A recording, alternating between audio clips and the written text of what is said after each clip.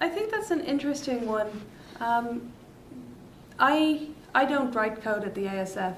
I write documentation, and I think the documentation community within the HTTPD project, sort of as a sub-community of the main HTTPD community,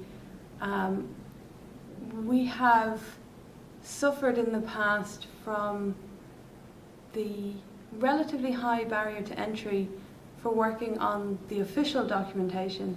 And so people have gone and worked on wiki pages or worked on documentation on other websites. And I think that has been detrimental to the main documentation.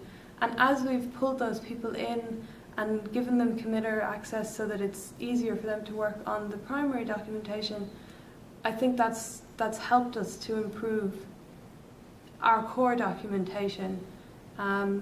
If the community is split up over different sites, different places, then you do lose a certain authoritativeness to your docs. You lose many of those contributions. Things change. I mean, software is constantly changing. Stuff is out of date. Stuff is irrelevant. You know, there are monologues where somebody was, documenting this new feature and decided that they needed to include in the reference documentation a long explanation of why they initially wrote this module and the whole process that they went through, and perhaps even, how they were feeling on the day they committed it.